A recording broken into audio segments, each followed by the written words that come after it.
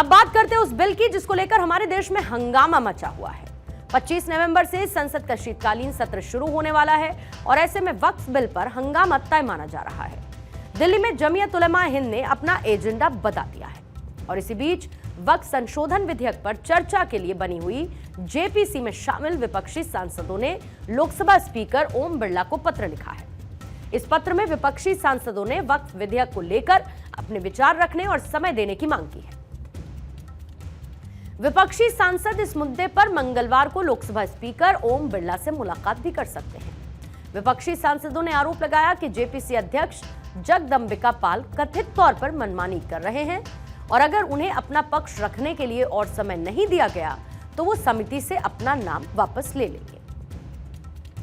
JPC में शामिल विपक्षी सांसदों में डीएमके के नेता ए राजा, कांग्रेस के मोहम्मद जावेद, इमरान मसूद, एआईएमआईएम के अध्यक्ष असदुद्दीन ओवैसी, आम आदमी पार्टी के संजय सिंह और टीएमसी के कल्याण बनर्जी का नाम है। विपक्षी सांसदों का आरोप है कि जेपीसी के अध्यक्ष जगदंबिका पाल मनमाने फैसले ले रहे हैं और बैठक की तारीख तय करने और गवाहों को बुलाने में मनमानी भी कर रहे हैं। कि हम तो पहले दिन से सुन रहे हैं, जेपीसी में हैं, जेपीसी के अंदर सब चीज़ों को देख भी रहे हैं और लोगों की राय भी सुन रहे हैं, लोगों की राय देख भी रहे हैं, पूरे देश के अंदर घूम घूम करके कर रहे हैं।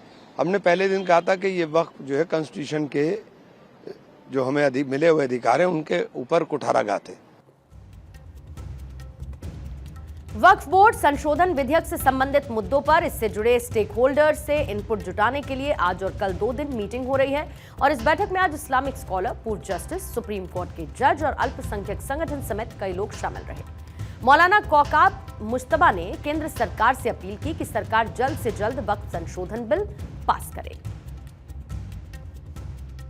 आज वफद जेपीसी कमेटी के सामने पेश हुआ था, जिन्होंने अपने जो पॉइंट थे वो रखे हैं, इसलिए कि जब से 1954 से वक्फ एक्ट बना है और उस 1995 तक और 2024 तक औकाफ को बर्बाद किया गया है। अगर बर्बाद नहीं हुए हैं, लूटे नहीं गए हैं, तो हर वक्फ बोर्ड से 15 दिन के अंदर रिपोर्ट मंगाई जाए कि वक्फ बोर्ड में रजिस्टर्ड औकाफ की तादाद कितनी है और कितना टैक्स आता है और कितने ज़िंदा हैं, कितने मुर्दा हैं। आज मेरी भारत सरकार से गुजारिश है कि जल्दी से जल्दी वक्फ संशोधन बिल 2024 पास किया जाए और जिन लोगों ने वक्फ की जायदादों को बर्बाद किया है, खाया है, लूटा है, उनके खिलाफ तत्काल एफआईआर दर्ज करके उनको सख्त से सख्त सज़ा दिलाई जाए, ताकि ये सरकार की संपत्ति, कौम व मिल्लत की संपत्ति फिर से कामयाबी और कामरानी की तरफ मिल्लत इंसानियत को बढ़ा सके।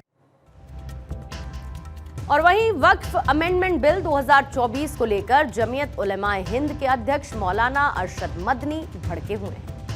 दिल्ली के इंदिरा गांधी इंडोर स्टेडियम में जमीयत उलमा हिंद के संविधान बचाओ सम्मेलन में मुस्लिम समुदाय के नुमाइंदों ने मुसलमानों से जुड़े हुए कई मुद्दों पर चर्चा की, लेकिन मौलाना मदनी ने जैसे ही अपनी तकरीर शुरू की तो जलसे का जो असल मकसद था वो सामने आया। जरा मदनी को सुनिए और फिर आपको वक्फ बिल पर मचे हुए बवाल की पूरी इनसाइड डिटेल्स बताएंगे। मुसलमानों की जमीन को हड़प करना चाहते हो, हराम खाना चाहते हो, इसलिए उन औकाफ को हड़प करना चाहते हो। आप क्या कहते हैं, इसके अंदर जहां है वहां इसी तरीके से औकाफ वगैरह सब महफूज होंगे। हमारी मस्जिदें इसी दिल्ली के अंदर 400-400, 500 साल की मस्जिदें हैं, जिसमें जमीयत उलमा का दफ्तर बना हुआ है। अब्दुल नबी अकबर के जमाने की मस्जिद है।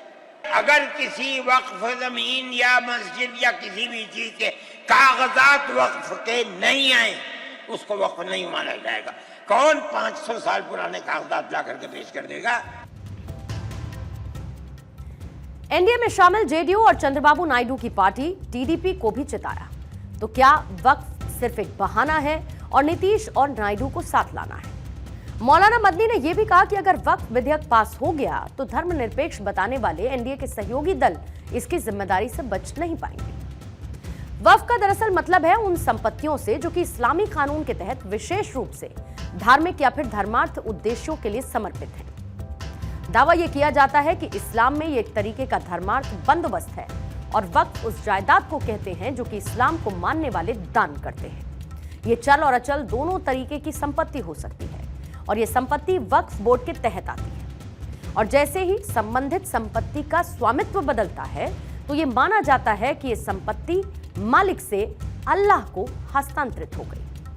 मतलब अगर कोई संपत्ति वक्फ की होती है तो फिर हमेशा वक्फ की रहती है। जमीयत उलमा-ए हिंद के सम्मेलन में वक्फ को लेकर प्रस्ताव पारित किया गया है।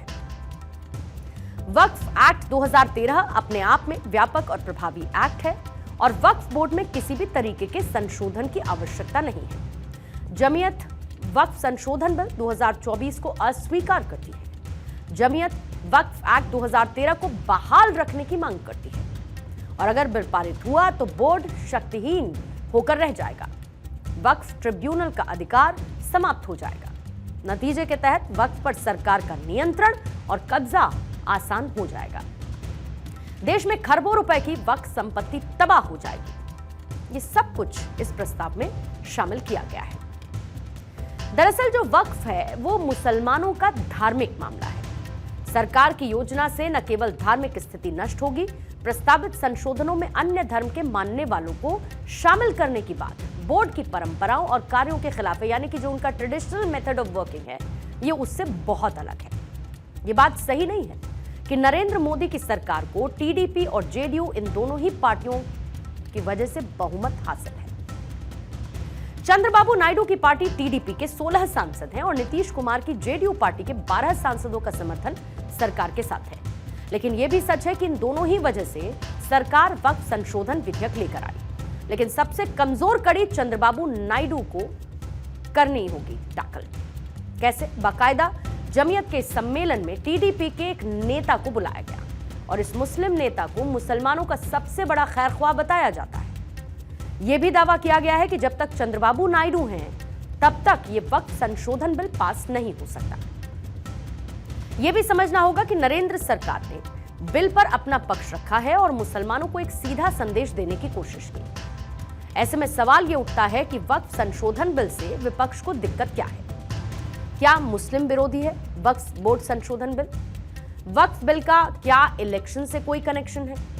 वक्फ कानून में संशोधन जरूरत है या फिर सियासत है? दावा यह किया जाता है कि 15 साल में वक्फ बोर्ड की संपत्ति दोगुनी हुई है। देश में वक्फ बोर्ड के पास 8 लाख एकड़ से ज्यादा की जमीन है और इस बिल के विरोध के पीछे कहीं ना कहीं मुस्लिम वोट बैंक के खिसकने का डर भी इंडिया अलायंस को सताता है। अगर कोई भी संपत्ति एक बार वक्फ घोषित हो जाती है तो हमेशा वो वक्फ की रहती है। अब सरकार ऐसे ही विवादों से बचने के लिए संशोधन विधेयक लेकर आई जिसमें मुस्लिम महिलाओं को भी बोर्ड में प्रतिनिधित्व मिलेगा और गैर मुस्लिम की एंट्री भी होगी, जो कि विवाद और विरोध की एक बड़ी वजह माना जा रहा है। और इसी पर हंगामा, राजनीति सड़क से लेकर संसद तक देखने को मिल रही है।